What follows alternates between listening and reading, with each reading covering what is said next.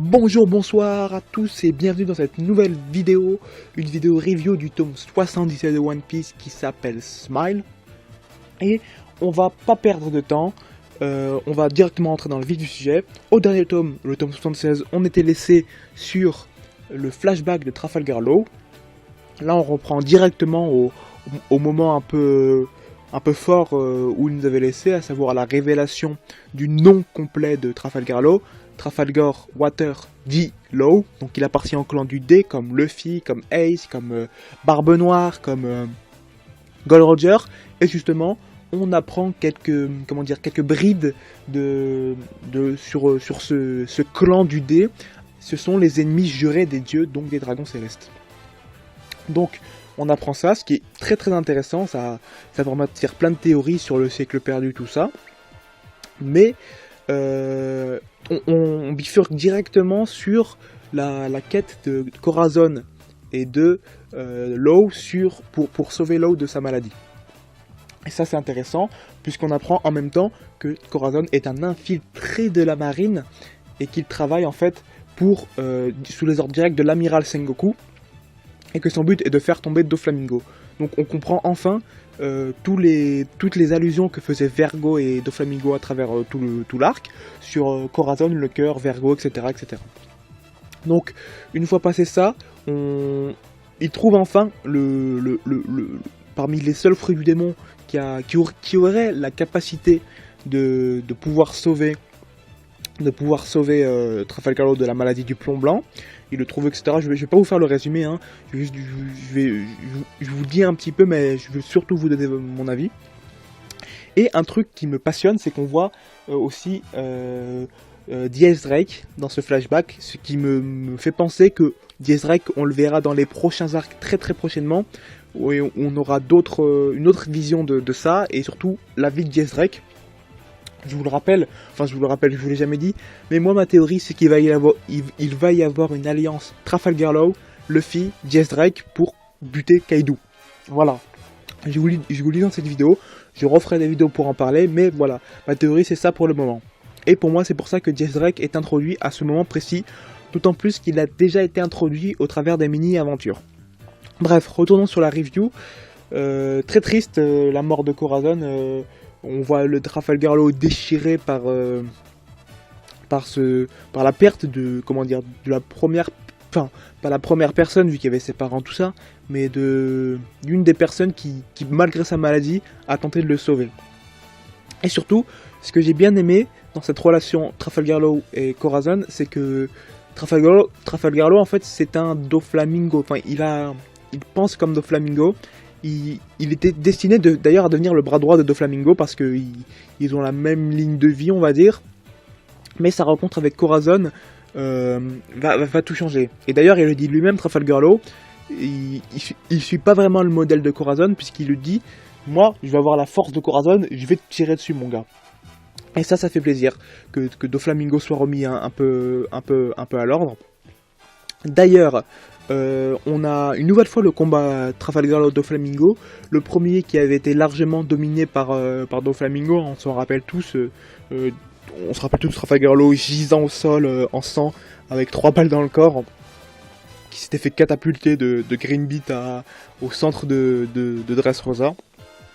Et là, le combat est un peu plus équilibré dans le sens où Doflamingo est tombé dans le piège de Trafalgar Law, comme Trafalgar Law était tombé dans le piège de Doflamingo, c'est-à-dire qu'il tombe sous le coup de ses émotions, de sa peur viscérale, c'est grand, mais de cette dualité entre le dé et son ascendance de noble royal.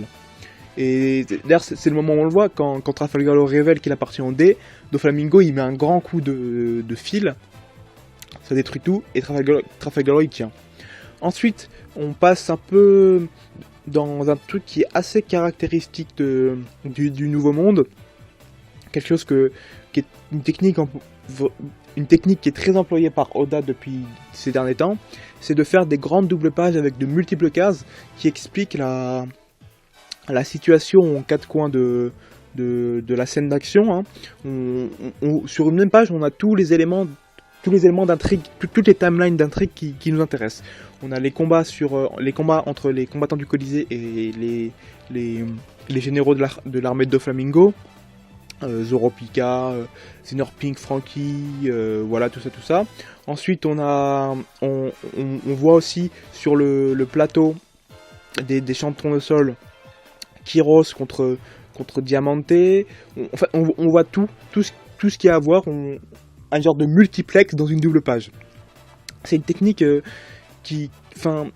quand on voit la double page, je pense qu'on est un peu désarçonné parce que c'est assez particulier de mettre autant d'actions dans une même page. Mais moi ça me gêne pas trop. Je sais qu'il y en a beaucoup qui sont gênés par le désordre, l'aspect fouillis que ça crée. Mais voilà, je pense que moi je me suis habitué. Je comprends pourquoi il fait ça. Pour nous donner un peu des infos, parce que toutes les actions se passent en même temps. C'est pour éviter de créer des actions linéaires, de faire voilà, ça, après ça, après ça. Non, il nous montre tout en même temps. Il nous montre que les choses avancent dans tous les compartiments de jeu. Ensuite, je vais un peu plus m'appuyer sur les combats entre les membres du Colisée, les combattants du Colisée et les généraux de l'armée de Doflamingo, en explicitant ce que j'avais dit dans la précédente review, c'est que on voit beaucoup plus de combats de personnages secondaires et des combats intéressants, des techniques de combat intéressantes, même si j'aimerais que ça soit plus développé, parce que on voit pas trop leurs techniques, hein. Si on les voit leurs techniques, mais j'aimerais que ce soit pas autant développé qu'un combat des Mugiwara, mais que ce soit quand même plus développé, qu'on puisse profiter de techniques qu'on n'a jamais vues, hein, les techniques de la marine des 8 trésors, du fruit de Baby 5 que je trouve super, de quoi encore, Ideal Boxer, ces techniques sont super classe. Bref, vous m'avez compris, j'aimerais qu'on les voit plus. J'espère qu'à l'avenir, peut-être avec moins de personnages, parce que là c'est vrai qu'il y a énormément de personnages, j'imagine que tout développer l'arc ferait 40 tomes, mais bon, peut-être qu'à l'avenir, avec moins de personnages, c'est quelque chose que j'apprécierais de voir d'autres protagonistes que nos héros. Ensuite, il y a aussi le combat entre Luffy et comment il s'appelle, Bellamy. Bellamy, un ancien personnage qu'on avait vu sur l'île de Jaya à Mocktown. C'est là d'ailleurs où on apprend l'existence de Doflamingo, avec le moment où il fracasse le crâne de Bellamy, et aussi le moment où il participe à la réunion des corsaires. Et ce combat, moi, franchement, je le trouve super. Pas dans le sens où on a des images magnifiques, mais pas dans le sens où c'est palpitant, on sait pas qui va gagner. On sait que Luffy défonce de Bellamy, hein, il l'a déjà fait en un coup de poing. Là, petit spoil, il va vous le refaire en un coup de poing. Mais ce que j'aime bien, c'est le traitement que Oda a apporté au personnage de Bellamy. Bellamy, il a pas abandonné Doflamingo, il est resté fidèle à lui, malgré que Doflamingo, il en a rien à faire de lui. C'est, comme il le dit, il va jusqu'au bout des choses. Même s'il sait que c'est un échec, il sait que ça ne mènera à rien, il va au bout des choses, et ça, Luffy, c'est la première fois qu'il est confronté à ce genre de situation. En général, les entre guillemets méchants, ils deviennent après plus ou moins des alliés, parce que Luffy, il arrive à les retourner dans son camp. Là, non, Bellamy, il est fidèle à son credo, c'est un vrai samouraï, il suit le Bushido. Même si mon maître me rejette, même si mon maître fait des choses mal, moi je suis mon maître. Voilà. Et d'ailleurs, on retrouve la même scène qu'on a eu à Mocktown quand Doflamingo fait sa technique, rebondit partout. Et franchement, moi, je la trouve encore plus magnifique, de par tout le sens, tout ce qui s'est passé jusque-là. Ça fait vraiment plaisir. Ensuite, je vais revenir rapidement, je vous en ai parlé juste il y a quelques minutes de ça.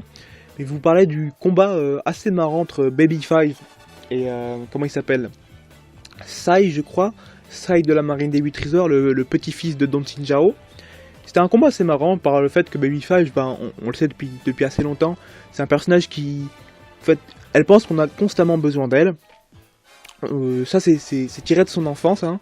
On voit que sa mère l'a abandonné dans un pays dévasté par la famine, tout ça, parce qu'elle ne servait à rien, c'était une bouche à nourrir supplémentaire inutile.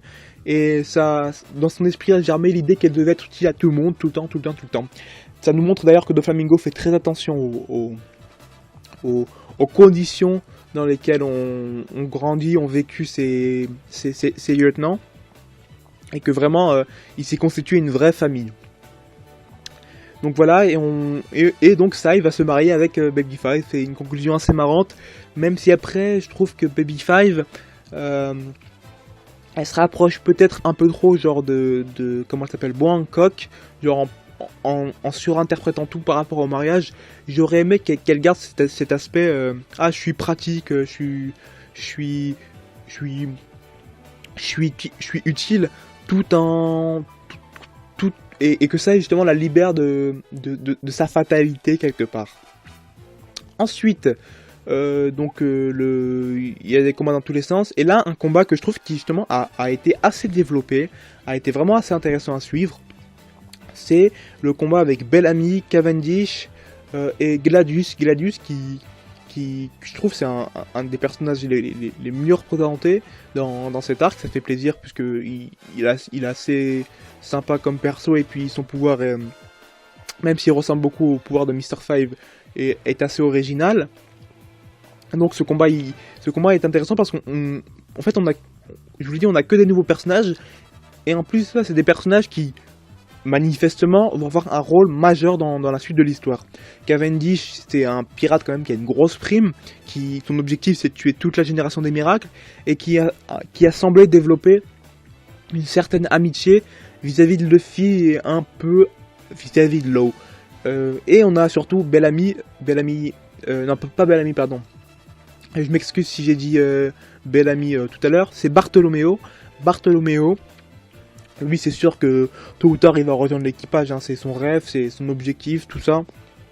Et vu comment il est déjanté, c'est obligatoire qu'il rejoigne l'équipage. Après je sais pas en quel rôle, et en plus il a déjà un équipage, le Barto Club, je sais pas ce qui va se passer, mais tôt ou tard il va rejoindre l'équipage, voilà. Et on revoit Akuba, comment il s'appelle, le vent démoniaque, quelque chose comme ça, que franchement j'adore cette double personnalité de Cavendish, puisque déjà il est puissant de base, mais avec ça il est incroyable. Je pense que ce ferait un digne adversaire à Zoro. Et donc ce combat il est intéressant parce que il ressemble vraiment à un combat d'un Mugiwara. Il y a comment dire, une phase de combat simple. Le méchant dévoile sa technique suprême, et Mugiwara et le membre de l'équipage trouve le moyen de résoudre la situation grâce à une ingéniosité ou grâce à sa force pure, tout simplement. Là c'est Bartholoméo qui résiste au pic empoisonné de comment il s'appelle, ah mince, j'ai oublié, j'ai un trou de mémoire là, de Gladius, voilà, pardon. Et grâce à en français ça s'appelle le Bari Bullet. Donc c'est directement inspiré du Showing Bullet de Luffy. C'est un coup de poing hommage. Et c'est là où on sent que voilà, Bartholoméo, on le veut dans l'équipage, il kiffe Luffy, nous on kiffe Luffy. Bartholoméo c'est un peu une projection de nous dans le manga.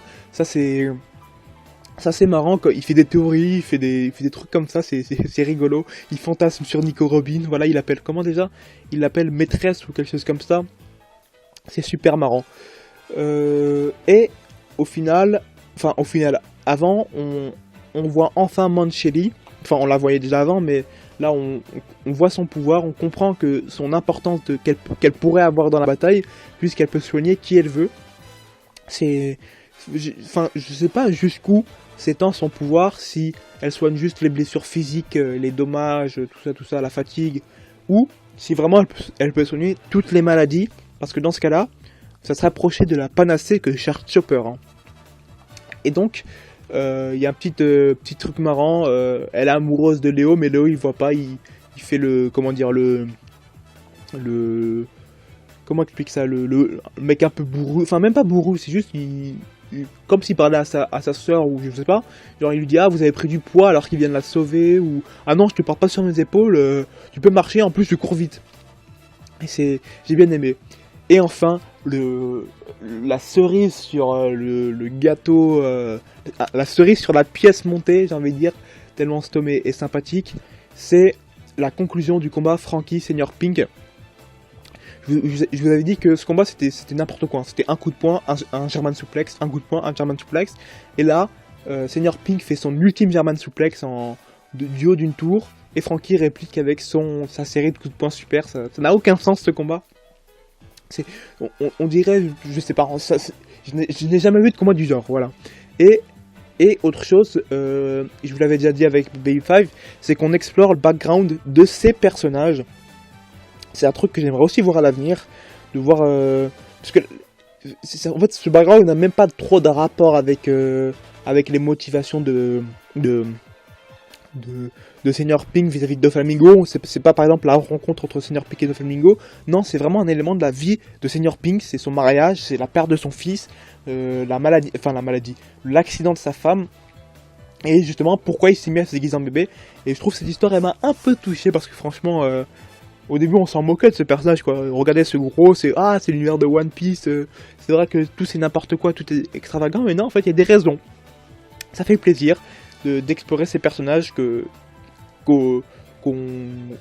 qui avant peut-être étaient montrés peut-être un peu plus superficiellement. Là, on rentre vraiment, on les développe, et ça, je veux qu'Oda continue à le faire avec les prochains personnages, et même les anciens personnages qui je pense vont revenir de toute évidence, comme Crocodile, Das Bonus en particulier, le CP9, tout ça.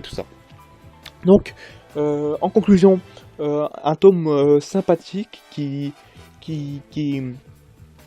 continue sur sa lignée, hein, la lignée de l'arc Dressrosa. En fait, depuis le tome 75, il y a la bataille. Ça pourrait paraître un petit peu longuet, je le conçois, mais bon, voilà. Moi, ça me dérange pas trop. Moi, j'aurais aimé que ce soit même, sur certains aspects, un peu plus long, et sur d'autres peut-être un peu moins long. Mais bon. Donc, je vous laisse maintenant. Je pense que la vidéo est assez longue, même peut-être un peu trop longue. Et je vous dis à une prochaine fois. Salut!